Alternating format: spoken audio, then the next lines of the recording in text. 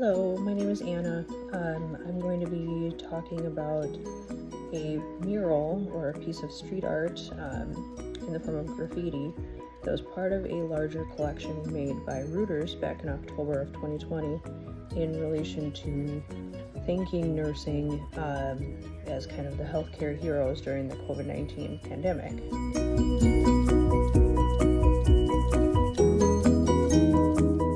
The specific mural I had chosen was done by a street artist named Ardif, and it was done in Paris, France. The website cites it around May 14th, but I'm unsure if that means 2020 as the rest of the collection was posted at, but that's what I've got for information to work with.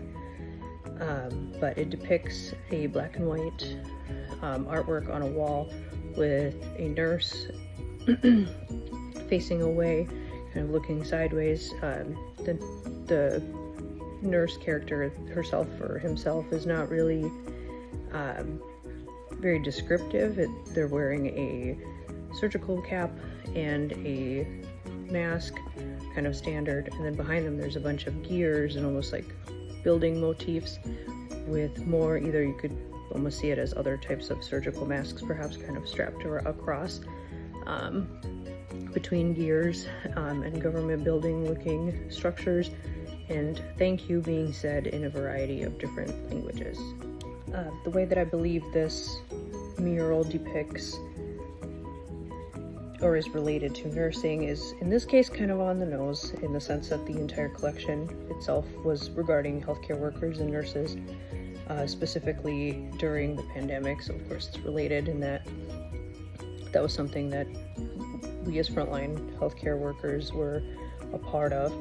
To me, it references it more so very closely to my heart, just because I was working on a unit that then became kind of the COVID unit at the very beginning of everything, and there was a lot of unknowns and just craziness, and so seeing this collection was really something I actually had found even back then and found to be really heartwarming. With Brooks and Wolves, 3 Fs, this is reflected within those pieces several different ways. The human flourishing part is you have a nurse that's being portrayed as kind of a tie between all these gears and then all these thank yous that are coming from all these different languages. Like there's, from just spotting it quickly, there's French and there's English,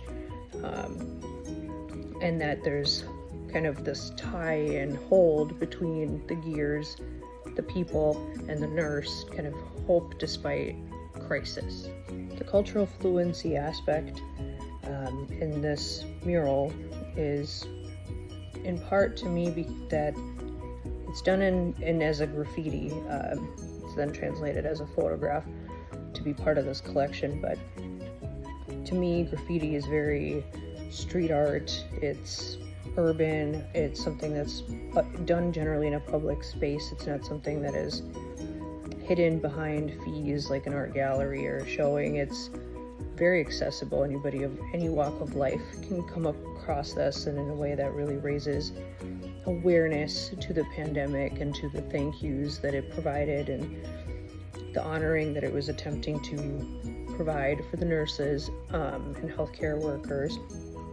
And so you see that it's something that speaks to kind of your everyday person across all walks of life, but also this specific image utilizes different languages in their thank you. So it's not focused on one culture in particular, one subset of people, because this really was a global situation and it was showing this unity across all languages and across all people in their thank you. For the faith or spirituality aspect of the 3 Fs, this image is a little bit less on the nose on how that could tie to it. This is more of a personal connection, I guess, that I make with the imagery. Again, because it depicts the thank you and the gratitudes in different languages and not just English, or in the case that it's being done in France, it's not just in French, it's in a variety of different languages.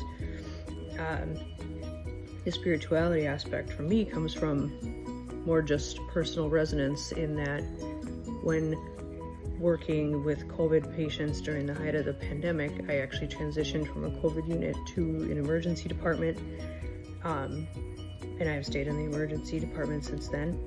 But I got to be the only front-facing person for those patients a lot of the times, because I mean, the rules changed every day, but